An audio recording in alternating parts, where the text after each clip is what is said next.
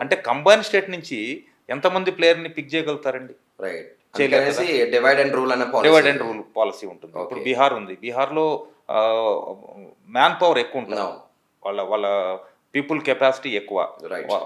So that వాళ్ళకేంటంటే ఒక స్టేట్‌కి ఈ రిజర్వేషన్ అనేది ఉంటుంది. ఇంతమంది సపోజ్ ఐఏఎస్ ఆఫీసర్లు ఉన్నారనుకోండి. ఐఏఎస్ ఆఫీసర్ కోట బీహార్ నుంచి ఎక్కువ మంది ఐఏఎస్‌లు, ఐపీఎస్‌లు ఎందుకుంటారు? స్టేట్ పెద్దది. మన ఆంధ్ర చిన్నది. అందుకని తక్కువ మంది ఉంటారు మనకి. ఓకే. అట్లాగే స్పోర్ట్స్‌లో కూడా స్టేట్ పెద్దది. సరే. స్టేట్ పెద్దది అన్నప్పుడు ఆ కేటగిరీని బట్టి కూడా ప్లేయర్స్‌ని పిక్ చేసుకోవడం ఉంటుంది. రెండోది డెడికేషన్‌తో కూడా ఉంటారు.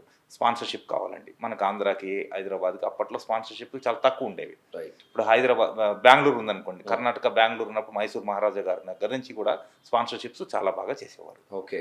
సో దట్ కర్ణాటక ఎప్పుడు కూడా ముందంజలో ఉండేది. మన సౌత్ ఇండియాలో. రైట్. రైట్. రైట్. మన సౌత్ ఇండియాలో. Right. అట్లాగే ముంబైలో ఎంత బిజినెస్ ఉంటుందండి. వాళ్ళందరూ కూడా స్పాన్సర్‌షిప్స్ చాలా బాగుంటాయి.